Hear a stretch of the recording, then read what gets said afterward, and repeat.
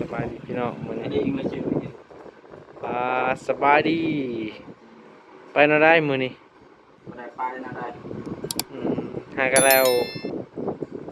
เฮ็ดเวียกบ่หากันแล้วให้ทานใส่กระสอบพี่น้องเอ้ยมื้อนี้ก็มาหาเจ้าขายบ่มาหาเจ้าขายถาดพี่น้องเนาะได้ แม่นบ่ฮู้อ่ะมันไปเอาสอบได้จักสอบแต่ความ4สอบ5สอบเออได้หลายเติบอยู่เนาะก็ลองไปหาเจ้าขายแถวตลาดเบิ่งว่าซื้อบ่ทานค่อยหากะเพราแล้วว่ะหาแล้วคันซื้อก็สิไปส่งให้บางทีเขาเจ้าซื้ออยู่ดอกบ่ว่าสิบ่ซื้อเนาะคิดว่าเขาซื้ออยู่บ่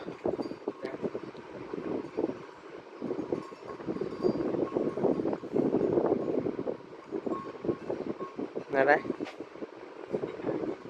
จักสิหาหยังใจอยากเฮ็ดบางงานแบบใจฮะในใจแต่ยันมีไผรับเนาะ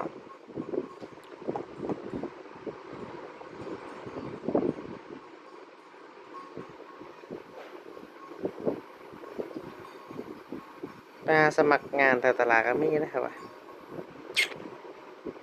แต่ยันทำประมาณใจตัวเองเนาะเฮ็ดบ่ได้แล้วก็ออกไปบ่คืองานตัวเองบ่งานเจ้าเหมาะกับหยังเจ้ามักกับเผาถ่านเนาะ ยังก็ได้นะเลือกบ่ได้แต่ว่าเจ้าเลือกบ่ได้ในใจหั้นนะอยากเผาถ่านบ่ ยังก็ได้เลือกยังก็ได้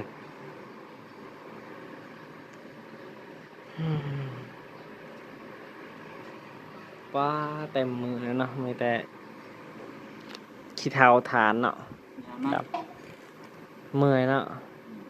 น้ำลายก็บ่ดี ฮะ รับลายก็บ่ดีกับบ่โตนี่บ่ต้องรับลายมันสิดำก็ดำโลดเออ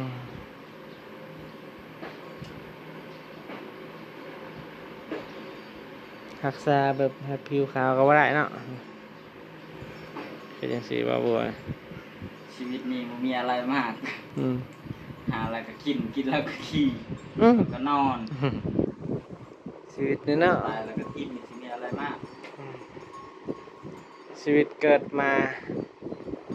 บ่ได้มีหยัง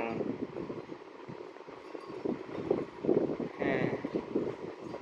ชีวิตเฮานี่คิดไปคิดมานะพี่น้องเนาะมีก็ตายคือเก่าจนก็ตายคือเก่าคนเฮาบ่วิทย์ธรรมศาสตร์คือเก่าพี่น้องเอ้ยต่อให้เฮาสิมีเงินเป็นสามารถซื้อหยังได้ แต่ว่าซื้อความตายบ่ได้เฮ้ถือบ่พี่น้องแม่นบ่เบิด ชื่อได้ ซื้อจังได๋ สามารถเปลี่ยนรูปหัวใจเอา เปลี่ยนบ่ได้ขนาดเขาคนรวยเจ้าชีวิตจะทำได้เขายังตุยเอาเป็นอะไรผากถึง FC นะ หากจะมีทางอะไรก็จะทางทาง ขอความช่วยเหลือในที่ว่า FC โอ้ยพอจนเขาว่าปลายดอกไม้เป็นเหี่ยวไปเที่ยวมันละปันยังเพ่นไฟช่วยเลยจะคน อืมก็เป็นไปสวยก็ว่าหลายคนอยู่สวยจัง แต่หลังมาเขาก็ช่วยอยู่แต่เดี๋ยวนี้มูมีแล้วเขาเห็นผิดอิหยังลงไปเขาก็ยังรู้สึกตัวเอง ถ้าจริงเขาเฮ็ดผิดหลายแล้วเนาะ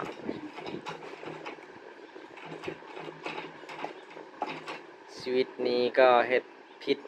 บ้างเอามี FC คอมเมนต์เนาะทางคอมเมนต์บ่บัวเนาะพี่น้องเนาะอ่าเพิ่นนี่คอมเมนต์ว่า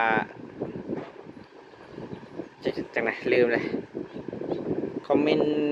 ว่าให้ไปทายอาเบยพี่น้องแต่ว่าอาเบยมาหาบ่บัวก็เลยบ่ได้ไปพี่น้องมื้อแรงยังสิไปพี่น้อง ตัด เอ้ย ในพ่อผม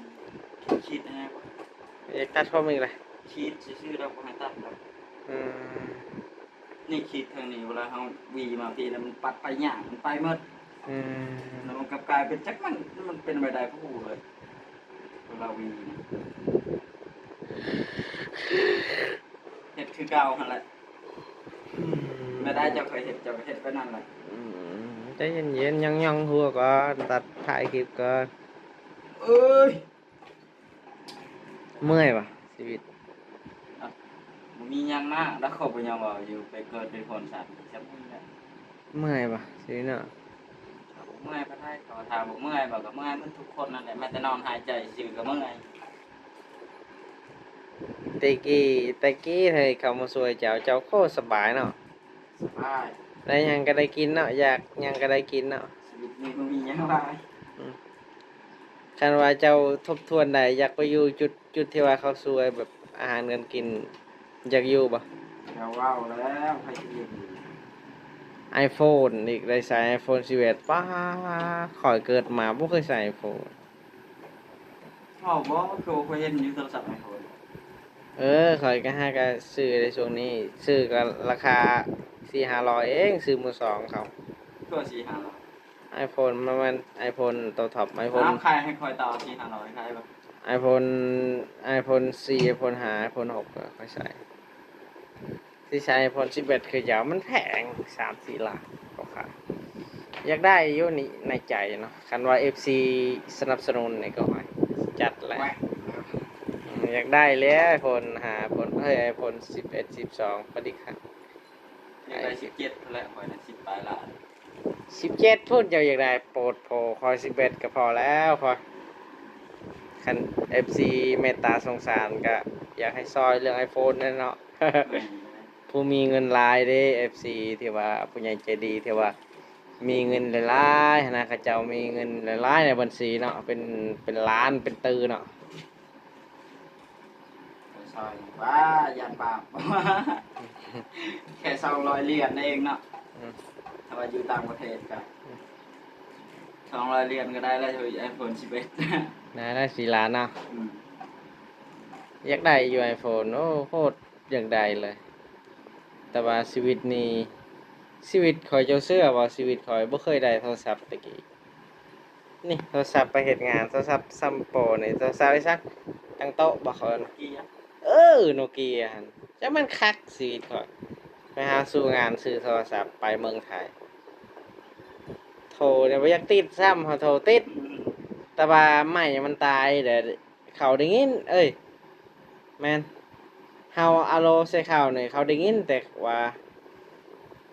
เขาอารมณ์ให้เขามันบริงินนะสมุดปากเขาฮะนะ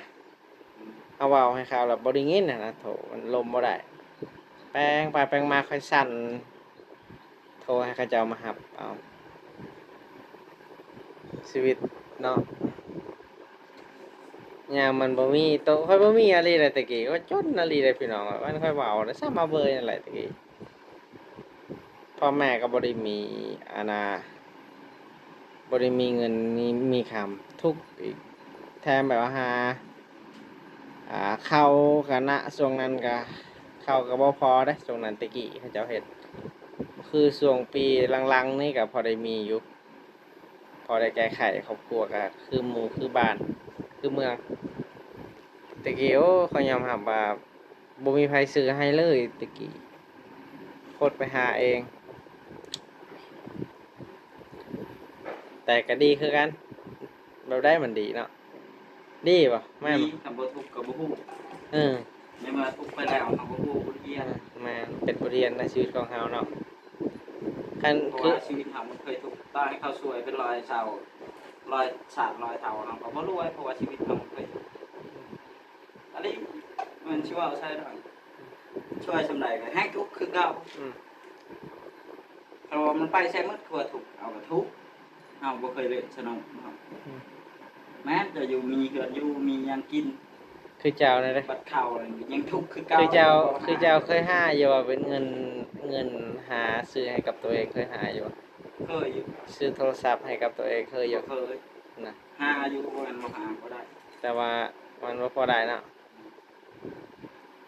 ก็เลยสาเหตุที่เฮาบ่เคยฮู้คุณค่ามันบ่ แม่ แบบคุณค่ามันเป็นอะไรเครื่องของนะนั่นแหละคือสาเหตุที่ว่าได้ฟรีเนาะแล้วบ่ฮู้ว่ามันหนักสำหรับหาเงินลำบากเนาะ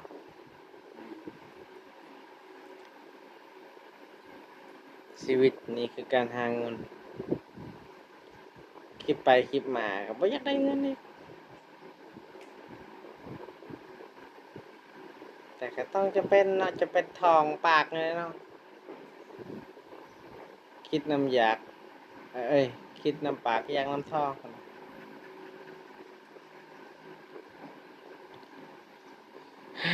เมื่อเห็นบอกลูกค้าก็บ่ค่อยมีส่วนนี้พี่น้องไอ้ลูกค้าบอกบัว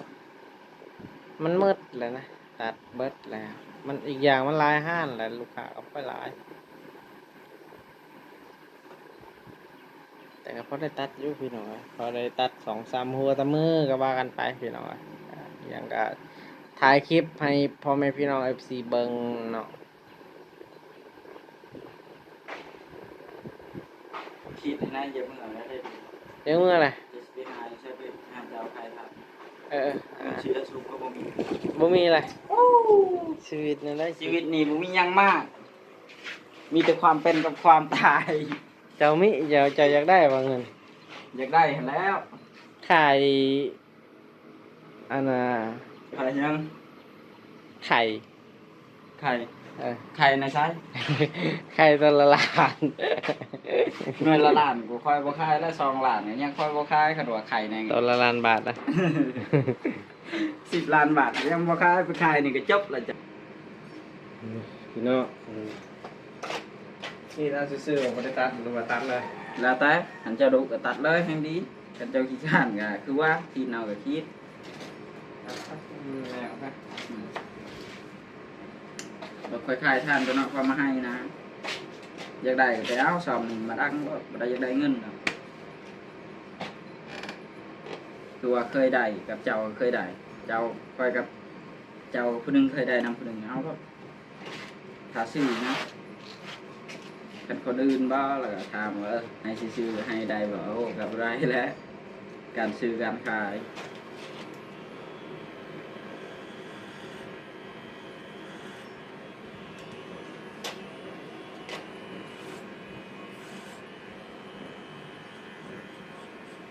เจ้าอยากมีเงินได้หรอ อย่างแล้ว ไปสิบอกให้ไปอยู่อาชีพนี้ ไปหมดอาชีพยัง อาชีพที่ว่าอยู่สบาย แบบตายเลย อาชีพอยู่ในวัด บอกแล้ว อืม ก็มีคนเอาก็ไปลิ้นนะ บวชได้ อืม บวชนี่ก็บวช ก็คิดจะไปอยู่แต่ก็บ่มีผู้รับ นั่นแหละนั่นเข้าบ้านบอกว่ายังกลับมา คันเพิ่นรับก็ไปทั้งนั้น ไปแล้วแต่ว่าเอ้ามันบ่คือเฮาโสดตะกี้ ชอบบ่ชอบก็บ่จักข่อยไปได้มั้งก็บ่ได้ห่วงกับลูกกับเมียยัง ลูกก็มีเลยจ้ะ บ่มี มีแต่เมีย มีแต่นี้ เมียกับลูกจังสิเลือกอย่างเงี้ย เดิมสองขาย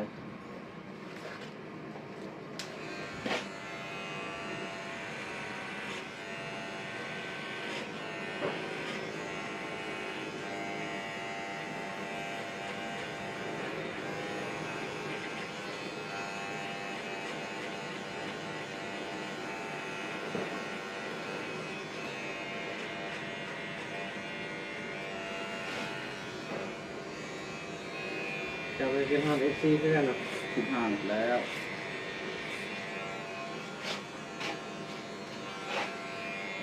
ถ้าว่า FC จะเป็นฮอตเจ้าวะ บ่จัก แต่เขาคิดหาดที่หางจักบ่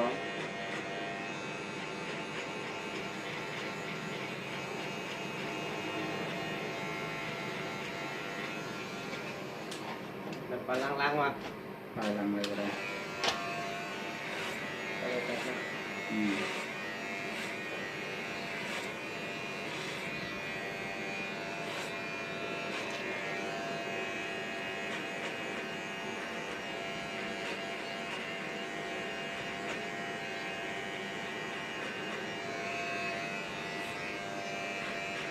เดี๋ยวได้ไปนำมัน เนาะ เอาเยอะ นี่เลย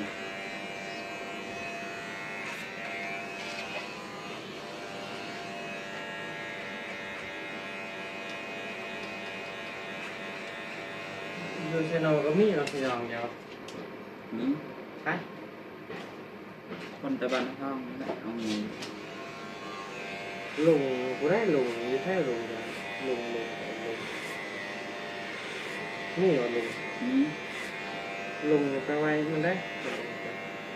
พี่น้องเนี่ยทางเจ้าบ่ อืม นี่เหรอ นี่สวรรค์ ดูสภาพมึงเหรอ อืม น้อยอยู่เซโน กายเสยน้อย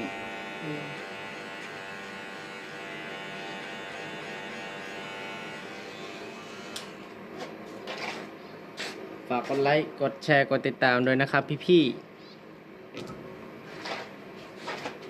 เอฟซีไม่ค่อยอยากติดตามมาบัวเนาะ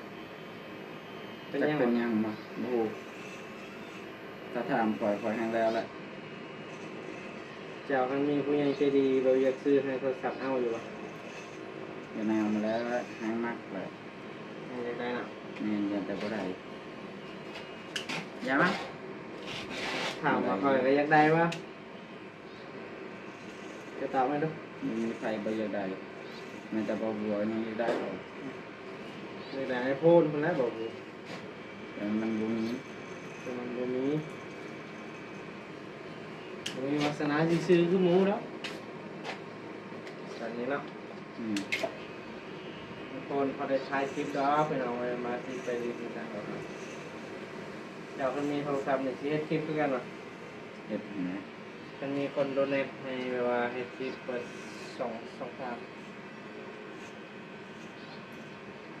ก็อยากได้ค่าตั้งกล่องอยู่ได้มีค่าตั้งกล่องซื้อ โอ้โห ค่าตั้งกล่องจะทิ่มรถ จักเสียเลย เชื่อใช่ โอ้โหรุ่นเดียวได้กับของเจ้านี่เนาะ ก้อยหักบ่ล่ะลูกชายทุบตีมันหักเบิด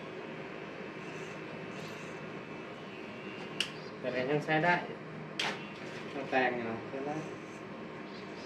แต่ว่าคอยประหยัดแต่ว่าคอยก็ได้ย้อนตัวนี้หลายเติบแล้วก็ได้คอยได้ไกลๆเยอะจนคอย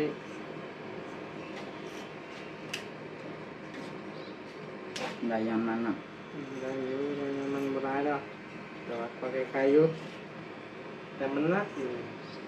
เนาะ อืม มันมีน้ำหนักโคตร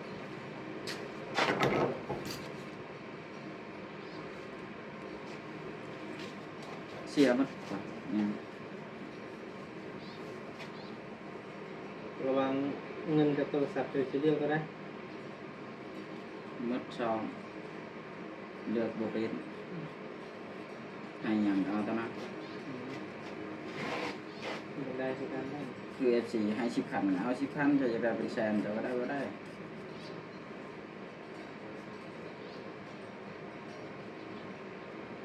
FC ก็อย่าลืมฝากกดไลค์กดแชร์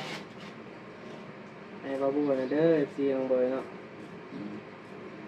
FC หลายอยู่ในเจ้าเนี่ยเป็นยังคอยบริทายเจ้า FC จึงบ่เบิ่งบอก จัก ค่อยถามในที่ FC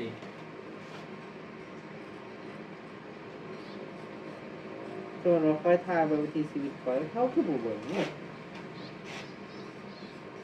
อืม อืม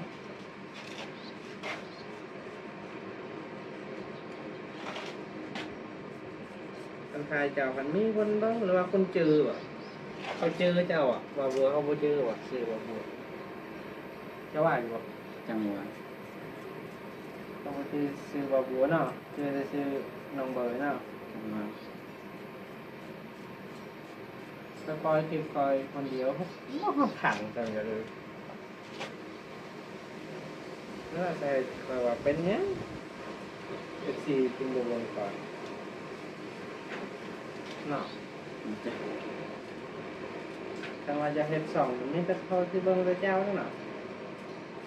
ตะกี้เฮ็ดบ่สองจ้ะ เฮ็ด ไปประมาณเนาะ อืมบ่เห็นไผตาม เอามาเบิ่งไป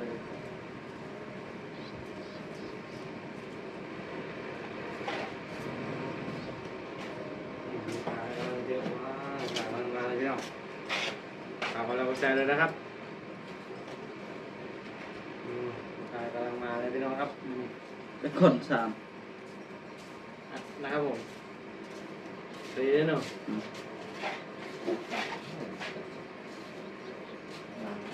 สบายดี ดี แต่ก็มาถักกันแป๊บนึงได้ละ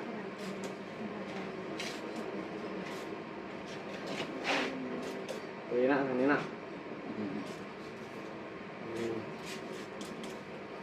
มันเจี๊ยบพี่น้องไหมได้แล้วครับนี่ คันผู้ตัดว่าใดผู้บ่ให้ตัดนี่แฮงได้แล้ว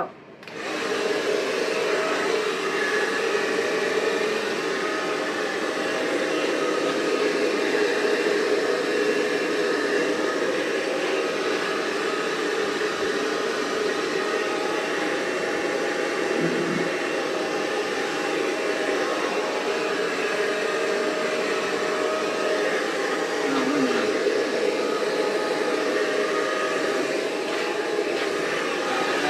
ได้มาครับ